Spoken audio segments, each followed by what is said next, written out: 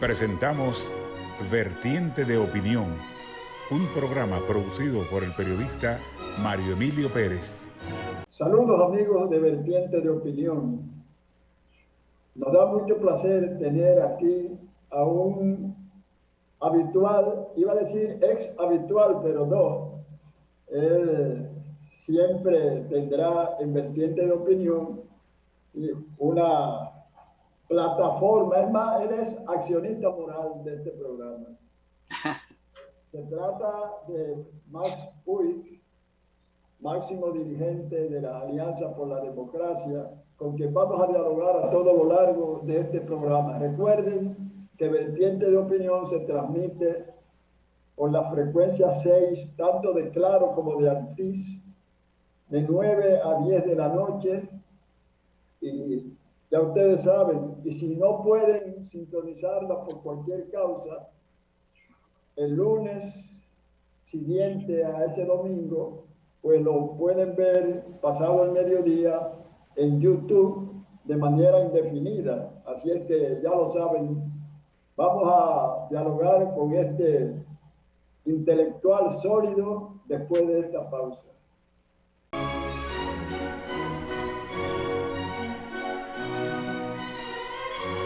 De inmediato vamos a iniciar este diálogo con el licenciado Max Puig, máximo dirigente de la Alianza por la Democracia, un hombre que es un diestro comunicador, y lo sabemos porque son varias las comparecencias de él en este programa. Vamos de inmediato con la primera formulación a este distinguido invitado. Max, el asunto de que el gobierno ha reducido los recursos con los cuales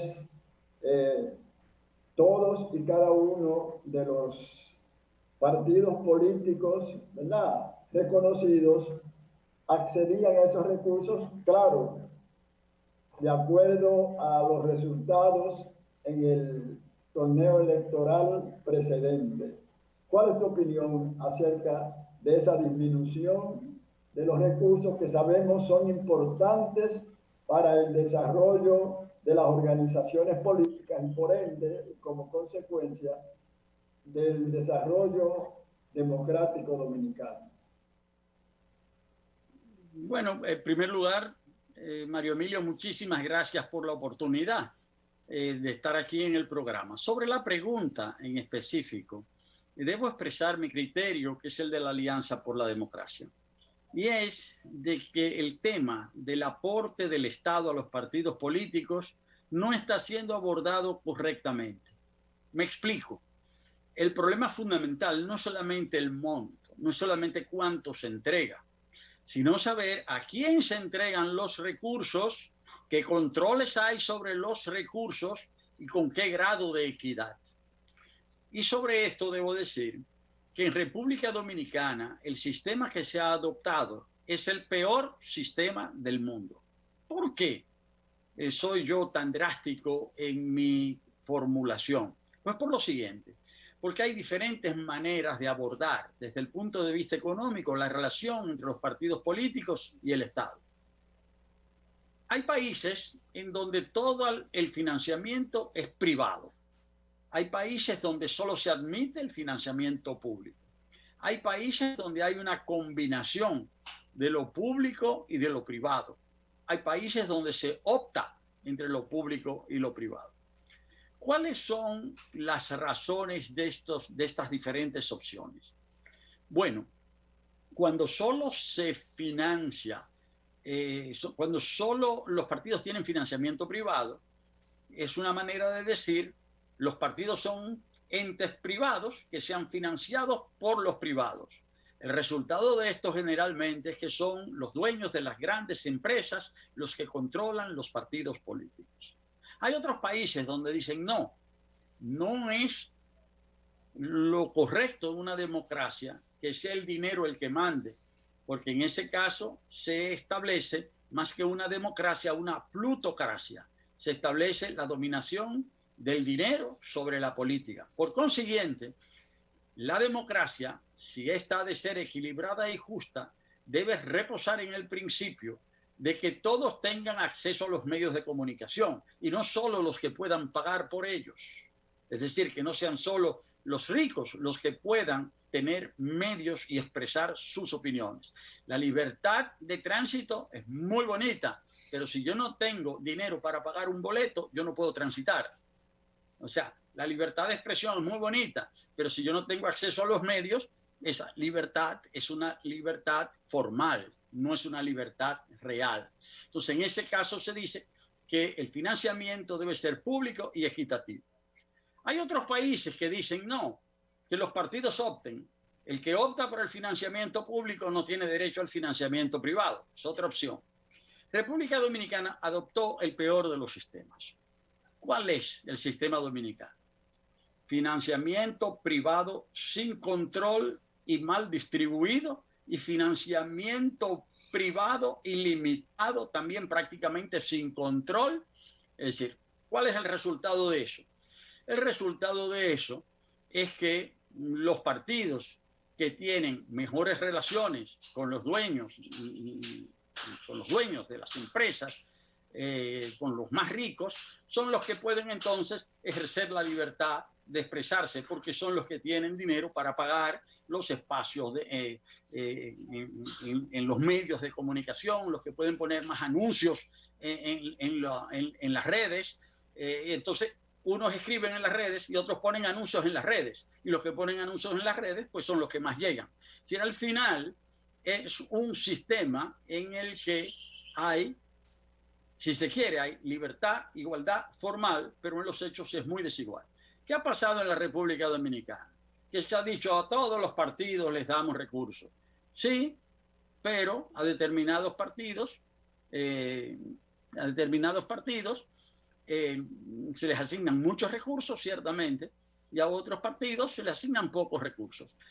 El sistema que se ha establecido ahora, con el sistema de repartición, la mayor parte de los partidos van a recibir dinero para alquilar un local y para pagar el teléfono, y no completo, y más nada, porque lo que van a recibir los partidos es una cantidad ínfima, es decir, 200.000 pesos y pico, y con eso tienen que financiar todas sus actividades en todo el país durante un mes.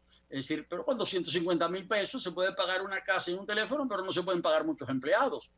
Realmente el tema ha sido mal abordado. Yo pienso, y la APD considera, que este tema debe ser revisado cuando se revisen la ley de partidos políticos y la ley general electoral, la ley general de elecciones, para que se establezca un sistema más equitativo, un sistema que no privilegie a 1, 2, a 3 o a 5 partidos en detrimento de todos los demás.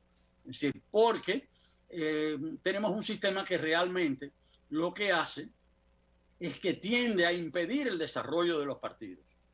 Porque ¿qué diferencia hay en que un partido tenga, en vez de, se van a reducir, pero ¿qué significa esto? Que a un partido en vez de 800 millones le van a dar 400, y a otro ¿cuánto le van a dar? 200.000 pesos mensuales.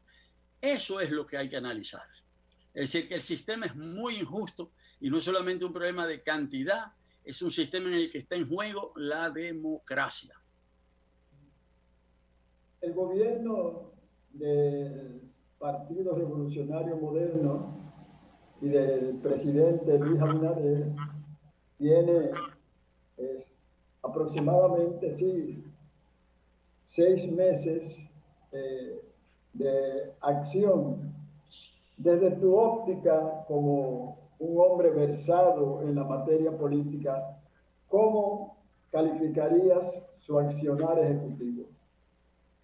Bueno, hay que situar el contexto en el que se ha producido el cambio de gobierno en República Dominicana.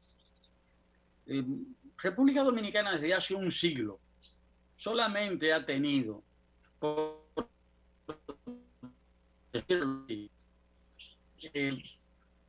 tres gobiernos que han durado mucho tiempo, desde hace un siglo. Cuatro gobiernos que han durado hace mucho tiempo. ¿Cuáles son esos gobiernos? Bueno, primero la dictadura militar de ocupación de 1916 a 1924, una dictadura de ocupación extranjera. La dictadura de Trujillo, que se extendió durante 31 años, en los gobiernos del doctor Balaguer, bastante dictatoriales también, que duraron 22 años, y los gobiernos del PLD que duraron 20 años. Hubo otros gobiernos, sí, hubo los 7 meses de Juan Bosch, hubo 8 años el gobierno de Salvador Jorge Blanco, de Antonio Guzmán, de Hipólito Mejía, pero no fueron un periodo de gobierno así, se puede decir, homogéneo de ese partido, ¿verdad? Que marcó el país como lo marcaron los gobiernos del doctor Balaguer y del PLD.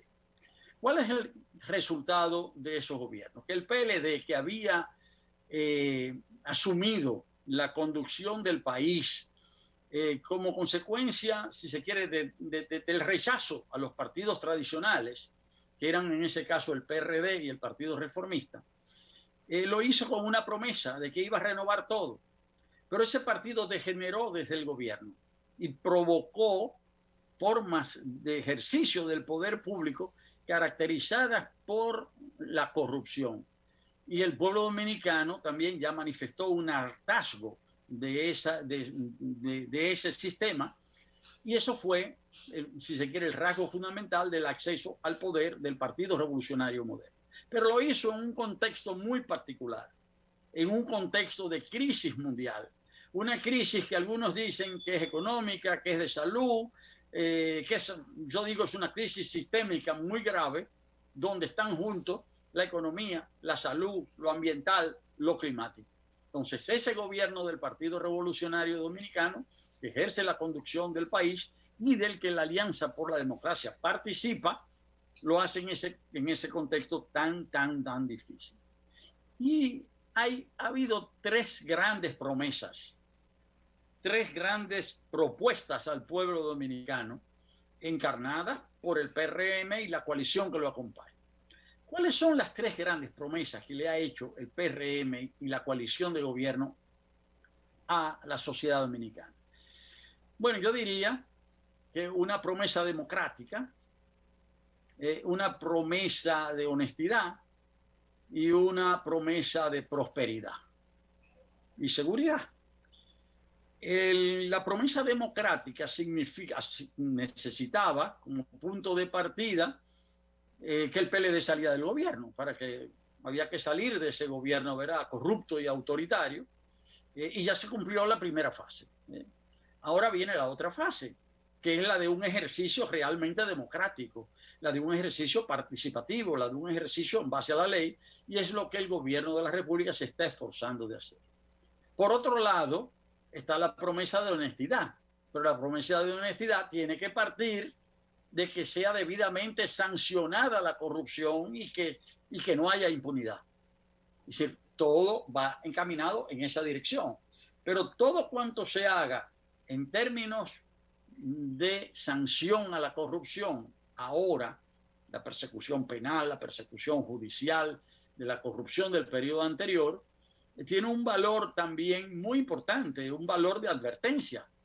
Es decir, un valor de advertencia para todos los que formamos parte del tren administrativo del Estado en este momento. Es decir, porque si los que estuvieron antes y robaron y hoy están en el banquillo de los acusados, eso es una advertencia para los que estamos formando parte de la administración pública en este momento. Es decir, con la acción gubernamental de persecución de la corrupción se nos está diciendo que nadie se equivoque, porque si usted se equivoca, el que va a estar sentado en el banquillo es usted.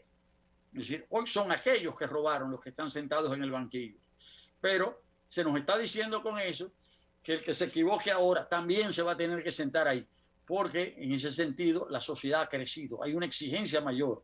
La misma sociedad que está exigiendo que se sienten en el banquillo los anteriores, esa sociedad le está exigiendo honestidad a los que estamos ahora en funciones públicas, y sabemos que eso es lo que va a pasar si no lo hacemos bien. Y la otra promesa es la promesa de prosperidad. Y esa promesa de prosperidad tiene un punto de partida necesario. primero hay que enfrentar el tema de salud para que pueda haber prosperidad.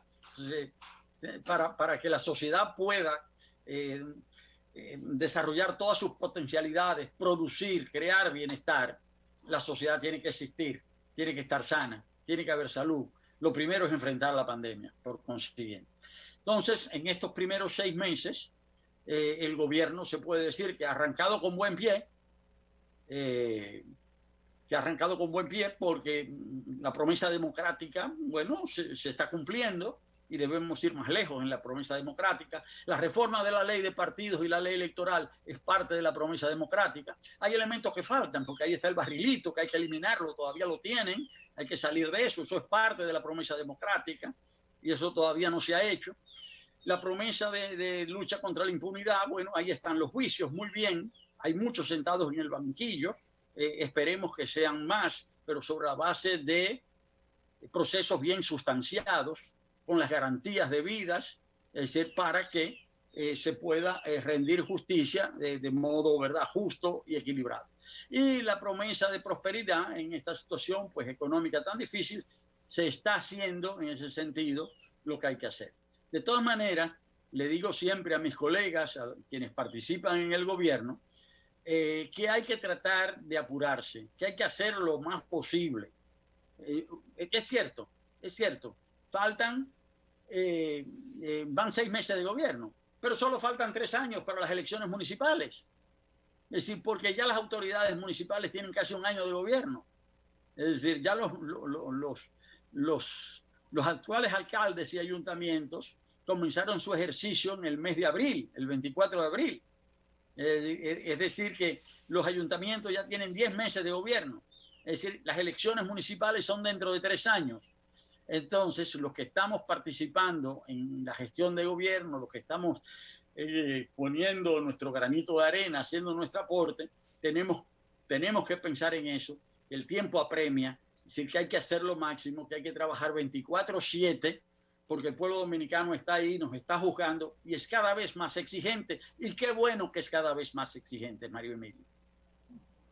Tú sabes que la lucha contra la corrupción administrativa fue algo en lo que fueron reiterativos la coalición de partidos que se opusieron a la gestión del Partido de la Liberación Dominicana. Luego, cuando se han iniciado algunos procesos, el presidente Luis Abinader ha sido reiterativo y categórico en cuanto a que ahora existe una justicia independiente. Sin embargo, sectores de la oposición encabezados por el PLD y sus directivos han dicho, primero, algo que es casi un estribillo en todo partido que está sometido a cuestionamiento, y es que persecución política es lo que está trayendo los lineamientos de los sometimientos judiciales.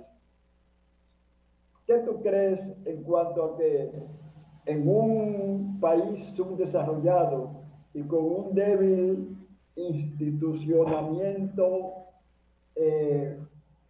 la justicia puede ser realmente independiente? Bueno, lo de la justicia independiente es si se quiere, es una aspiración, porque todos sabemos también que la justicia en la República Dominicana siempre ha estado al servicio del poder. Y durante toda la gestión anterior, durante estos 20 años de gobierno del Partido de la Liberación Dominicana, el PLD gobernó casi al mismo tiempo que Balaguer, Balaguer 22 y el PLD 20. Durante esos 20 años se estableció un poder judicial muy influido, muy marcado y en gran medida dependiente del partido dominante que era el Partido de la Liberación Dominicana. Por eso digo que la justicia independiente es una aspiración, porque la justicia está llena de activistas políticos, principalmente del Partido de la Liberación Dominicana. Entonces eso es una aspiración.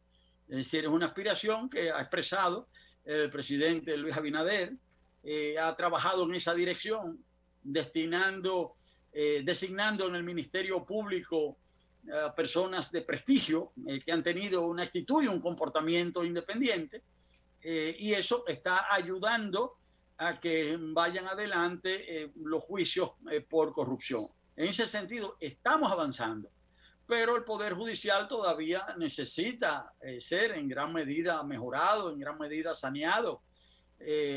Sí, queremos una justicia independiente. Estamos trabajando en esa dirección, pero nos falta todavía. Hay mucha gente que está ahí que no debería estar. Es lo cierto, es lo cierto. Y todo el mundo lo sabe. Incluso los PLDistas, la dirección del PLD, cuando dice eso, también lo que está es haciendo presión para preservar en posiciones importantes del tren judicial a personas que los defienden. Es todo. Eso se sabe. Tú sabes que el problema de la migración haitiana hacia la República Dominicana está cada día adquiriendo como mayor dificultad para las buenas relaciones entre ambos países, porque en Haití, precisamente, las protestas frecuentes contra el gobierno que preside Jovenel Moïse hacen que tengamos que mantener una estructura militar densa en la frontera entre ambos países. Entonces, ¿cómo tú ves la actitud del gobierno acerca de ese problema que está causando, yo diría, que encono en ciertos sectores que están preconizando la lucha contra esa migración?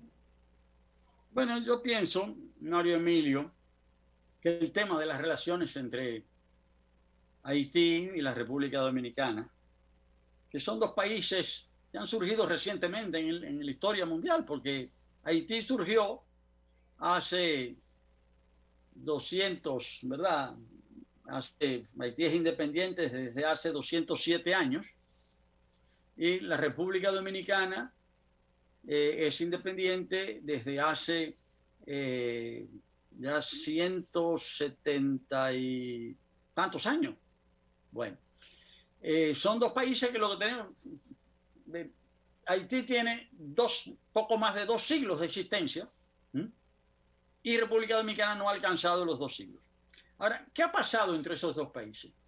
Que cuando esos países cuando éramos colonias, cuando todavía no éramos países independientes, la colonia de Haití era una colonia muy rica, la colonia francesa era muy rica, y la colonia española era muy pobre. En el siglo XIX, a pesar de que la revolución haitiana permitió la destrucción de muchas riquezas basadas en el sistema esclavista, pero en el siglo XIX Haití también siguió siendo un país más rico que la República Dominicana, en el siglo XIX, y más poblado, y con mayores niveles de instrucción. Ahora, en el siglo XX eso cambió. La República Dominicana pasó a ser un país que tiene ahora casi la misma población que Haití, pero que ha tenido mucho crecimiento económico. La economía dominicana hoy es, uno ve, a pesar de que tenemos más o menos la misma población, los dos países, la economía dominicana es 8 veces más grande que la población haitiana. Mientras eso sea así, habrá una presión muy grande de los haitianos que querrán venir aquí.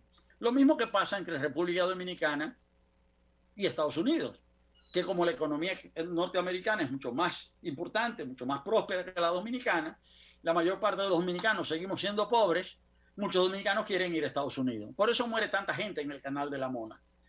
Es decir, lo digo de otra manera, que cuando hay dos países que tienen niveles diferentes de desarrollo económico, niveles diferentes en términos relativos de desarrollo económico, porque la República Dominicana sigue siendo un país pobre, pero Haití es más pobre que nosotros. Sentido general, no somos un país rico. Ahora, mientras haya esa diferencia, habrá una tendencia a que los habitantes del país de menor desarrollo relativo tenderán a emigrar al país de mayor desarrollo relativo. Si hay situaciones si se quiere, de disturbios políticos, si hay dificultades de ese tipo, pues entonces esa presión va a aumentar, que es lo que está sucediendo ahora. O sea, porque en Haití la gente está reclamando mucho y dice que el gobierno que está allá es producto del fraude electoral. Eso es lo que dice la oposición, ¿verdad? Es decir, y la gente cuando dice eso no lo dice en balde, por algo lo estarán diciendo. Es decir, que los gobiernos que ha tenido Haití, estos últimos gobiernos que ha tenido Haití, son producto del fraude electoral, y también que esos dos gobiernos también, sus dirigentes, pues se han enriquecido de manera desvergonzada. Esa es la posición de la oposición haitiana. Y parece que tiene mucha fuerza ese punto de vista porque la gente está en las calles actuando contra el gobierno. Ahora, mientras eso suceda, pues esa tensión de venir a la República Dominicana seguirá creciendo. Hay que tomar las medidas, si se quiere, de seguridad correspondientes para que esa transferencia de población no se produzca. Pero esa no es la solución de fondo. La solución de fondo pasa a través de que efectivamente en Haití puedan ser, así como se está eliminando la corrupción en la República Dominicana, pues también que se elimine la corrupción en Haití. Y así como nosotros estamos trabajando para una sociedad más democrática, pues que haya una sociedad más democrática en Haití. Así como nosotros estamos trabajando a favor de la prosperidad, que haya prosperidad en Haití. En definitiva, que si en Haití, el desarrollo de Haití, el crecimiento de Haití, la democracia de Haití, forman parte del interés nacional de la República Dominicana. Y ojalá que el pueblo haitiano, en ese sentido, logre estructuras de poder más democráticas, una sociedad más democrática, una sociedad más próspera, porque al fin, si eso se produce, habrá más armonía en esta isla que nosotros compartimos. Ese es mi punto de vista y reitero, ese es el punto de vista de la Alianza por la Democracia también. Ojalá el pueblo haitiano logre mayores niveles de libertad y de democracia, de lucha contra la corrupción y de prosperidad, porque eso va a ser bueno para el pueblo haitiano y va a ser bueno para el pueblo dominicano. Muy bien, vamos a hacer una breve pausa para luego continuar este interesante diálogo con el licenciado Márcio Puig, máximo dirigente del partido Alianza por la Democracia. Volvemos.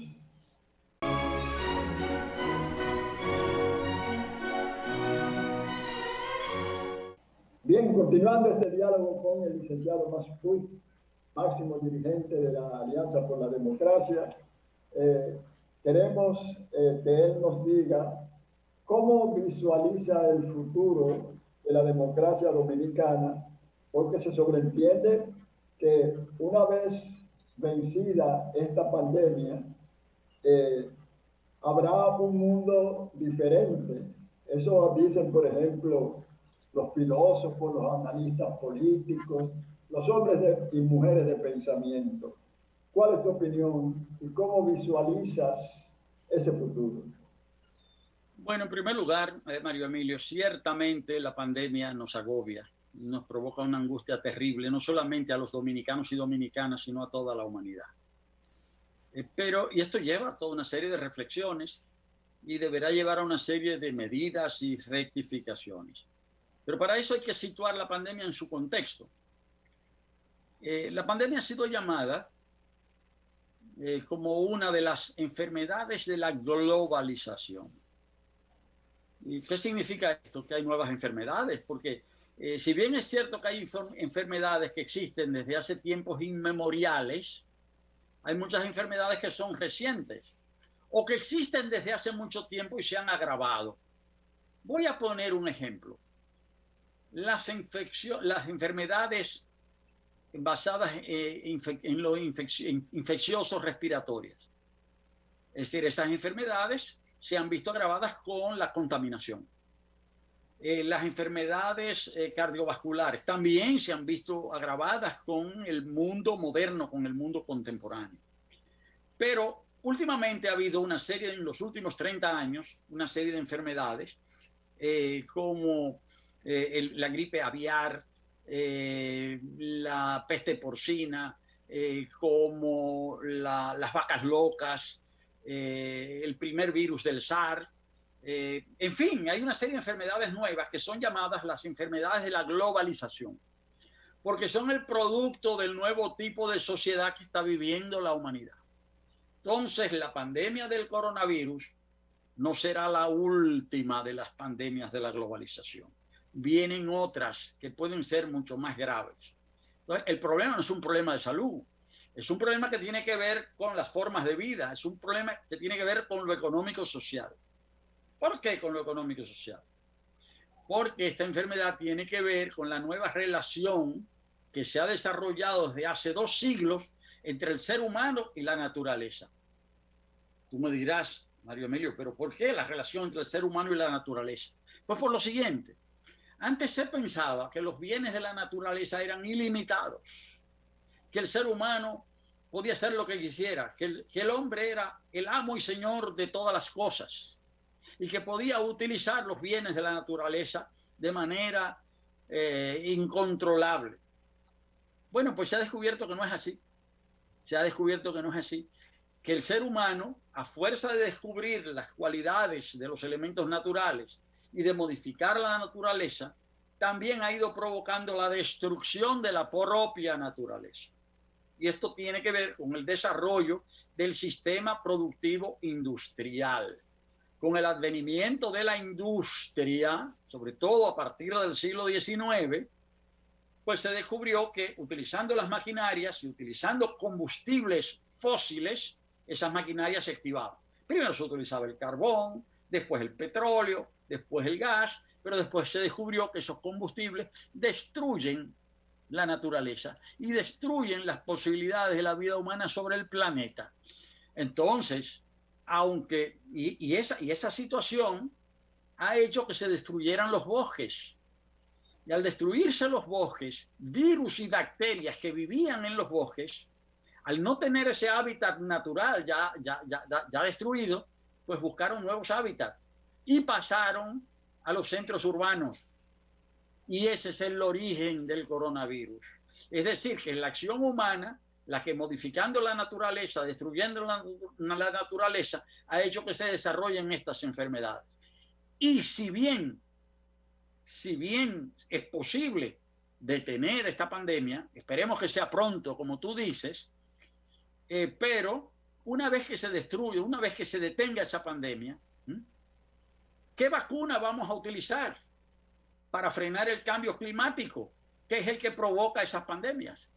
Porque podemos descubrir la pandemia para el coronavirus, la podemos aplicar, bueno, cuando nos dejen, porque los países, los grandes países capitalistas, ¿verdad?, que dominan el planeta, están monopolizando las vacunas. Y aunque uno las pague, no se las mandan. Aunque uno las compre, aunque el Estado Dominicano ha comprado vacunas, y las vacunas no han llegado, porque ellos tienen el monopolio de las vacunas. Pero vamos a suponer que se vacune toda la humanidad. Después que tengamos la vacuna contra el coronavirus, ¿qué vacuna utilizamos contra el cambio climático? Sí, va a pasar la pandemia, pero el cambio climático va a seguir. Y justamente lo digo con propiedad, porque la función que está a mi cargo en el gobierno del cambio es justamente la de ocuparme del tema del cambio climático, que es una amenaza a la humanidad mayor que la pandemia. Lo que pasa es que ahora estamos viendo la pandemia y no le estamos poniendo mucho caso al problema de fondo. Porque en realidad la crisis que estamos viviendo en el mundo no es solo de salud, no es solo económica, es decir, es ambiental y climática. ¿Qué quiere decir eso? Es una crisis sistémica, que no resolvemos nada resolviendo solo de la salud, lo de la salud que hay que resolverlo, o solo lo económico que hay que resolverlo. Hay que enfrentar la crisis en su conjunto, porque es una crisis sistémica, es una crisis del sistema. Entonces, en mi caso, soy el vicepresidente ejecutivo de la Comisión Nacional para el Cambio Climático y Mecanismo de Desarrollo Limpio. Es decir, formo parte de un organismo que está presidido por el propio presidente de la República, que es el presidente del Consejo, del que yo soy vicepresidente, el que tiene que ocuparse de fijar las políticas públicas sobre ese tema. Y vuelvo y digo, es decir, eso hay que enfrentarlo. Es más importante que la pandemia, Cuando se resuelva lo de la pandemia, va a seguir lo del cambio climático. Y eso va a seguir amenazando la vida de la humanidad. Entonces, a eso hay que no solamente ponerle atención, sino que va a haber que cambiar muchas formas de las que se han venido utilizando hasta ahora, es decir, para vivir y convivir en el planeta.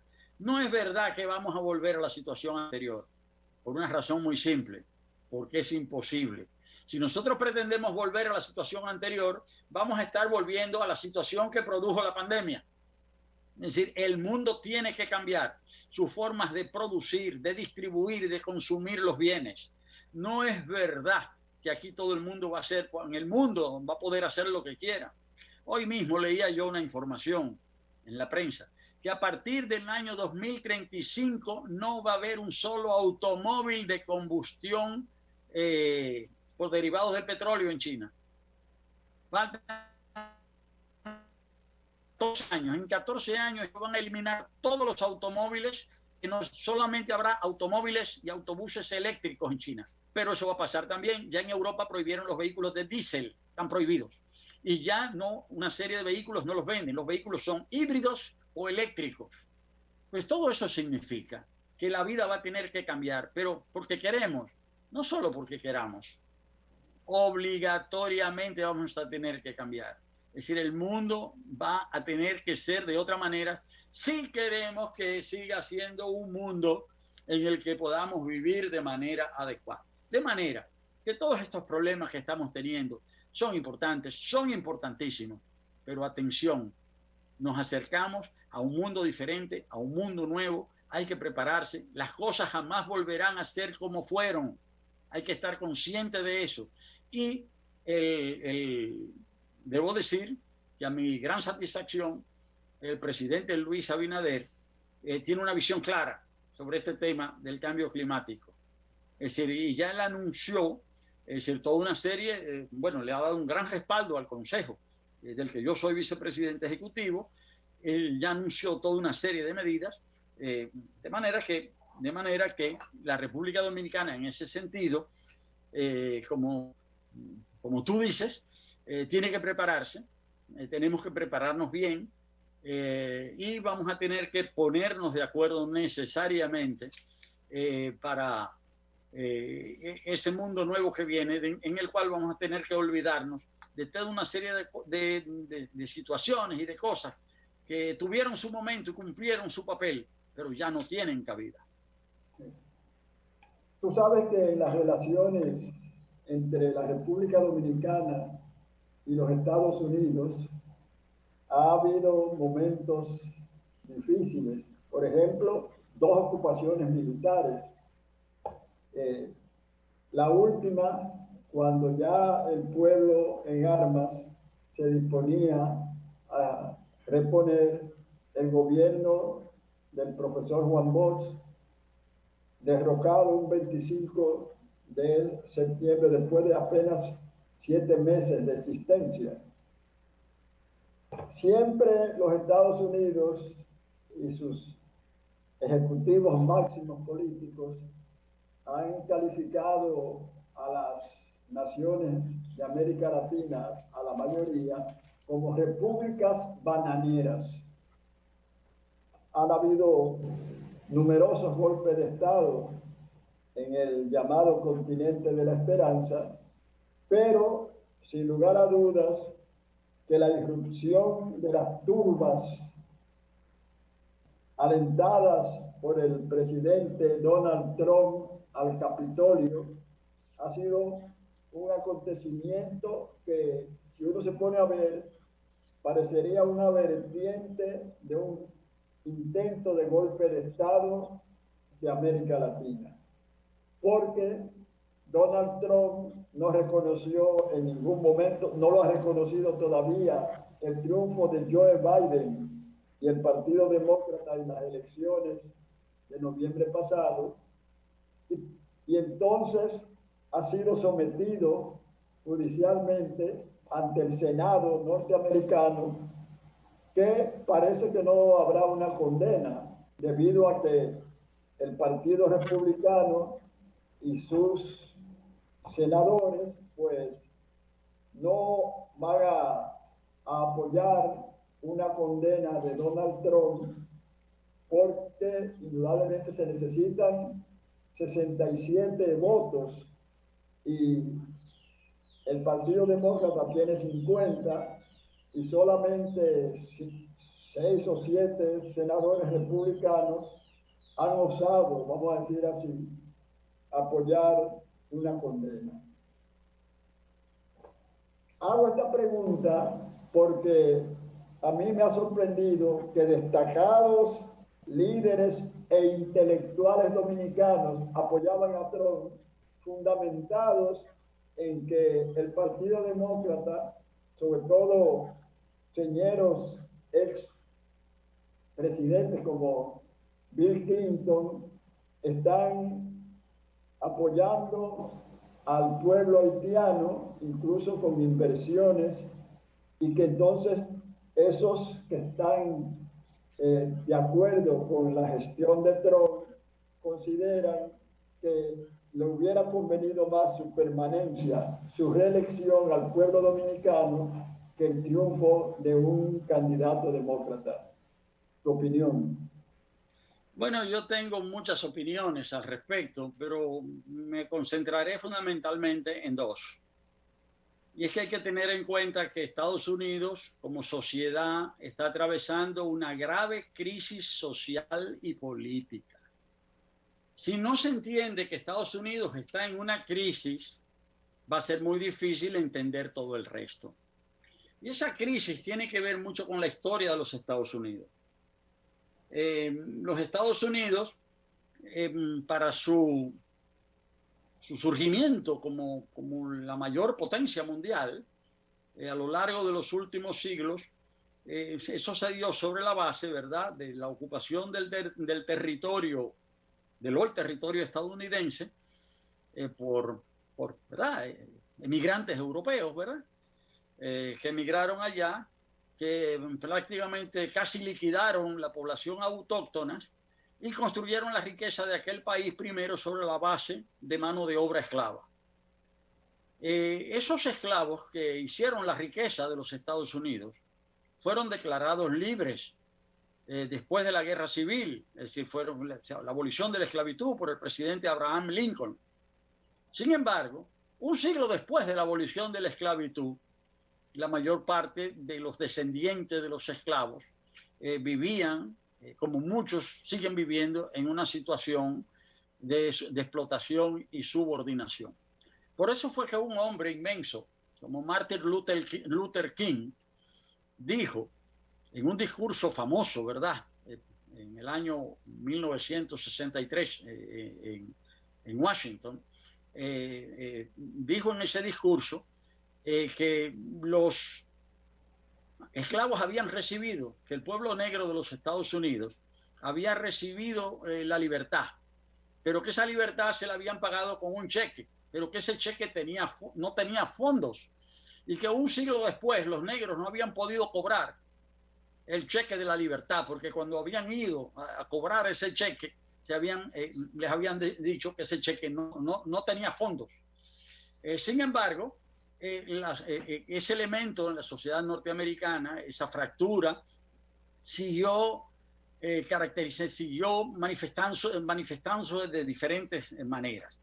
La sociedad norteamericana siguió evolucionando, por eso un ciudadano norteamericano de color, aunque no descendiente de esclavos, ya, hijo de una estadounidense blanca y de un padre de Kenia, Barack Obama, llegó a la presidencia de los Estados Unidos. Pero eso también desató otras corrientes, y corrientes que piensan que no. Una corriente que se llama supremacista, que lo que plantea es un racismo, es decir, porque plantea la supremacía de la supuesta raza blanca. Y digo supuesta porque las razas blanca y negra, la ciencia ha demostrado que no existen. Pero los supremacistas creen que sí, que las razas existen, que la raza blanca es una raza, la llamada raza blanca es una raza superior. Y resulta que uno de los partidarios de esa corriente se hizo de la presidencia de los Estados Unidos. Y desde la presidencia de los Estados Unidos trató recientemente de subvertir el orden legalmente establecido en los Estados Unidos, tratando de que se interrumpiera el proceso normal, ¿verdad?, de transición hacia el nuevo presidente, que es el actual presidente, Joe Biden. Entonces, eso es una crisis. En cualquier país del mundo eso es una crisis. Cuando un sector, sobre todo ese sector está encabezado por el presidente de la República, trata de subvertir el orden público. Estados Unidos, no obstante, tiene instituciones muy sólidas. Y eso lo están discutiendo dentro de esas instituciones porque está el expresidente Donald Trump está siendo sometido a un juicio político. Es decir, entonces, Estados Unidos, dentro de su crisis, está tratando de superar las dificultades de acuerdo a sus cánones institucionales. Entonces, si no se entiende eso, no se va a entender nada de lo que está pasando allá y de lo que está pasando aquí y de las relaciones de Estados Unidos con República Dominicana y con los demás pueblos de América Latina. Ya todas estas otras historias de que los demócratas están vinculados a intereses en Haití, que Clinton, toda esta historia. Yo quisiera decir una sola cosa, y es que el prejuicio obnubila el juicio.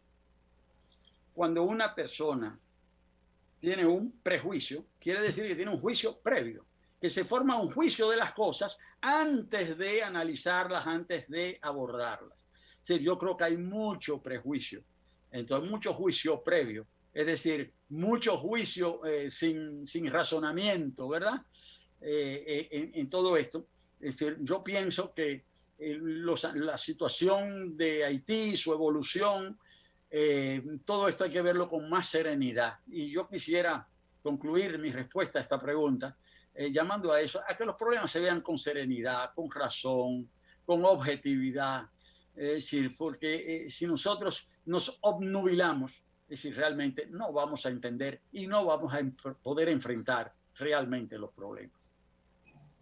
Bien, cuando uno escucha comparecientes en nuestro programa con la resiedumbre intelectual de un Max Fried, uno se da cuenta de que los que estamos ya en edades biológicas avanzadas, a veces pensamos, ¿y qué será de nuestros hijos, nietos y bisnietos en un mundo que se vislumbra tan complicado? Solamente el cambio climático y estas pandemias son motivos suficientes para el más ortodoxo partidario del optimismo vivencial se sienta deprimido. Recuerden que este programa se transmite domingos de 9 a 10 de la noche a través de la frecuencia 6, tanto de Claro como de Altiz. Hasta la próxima. Hemos presentado Vertiente de Opinión, bajo la conducción del periodista Mario Emilio Pérez.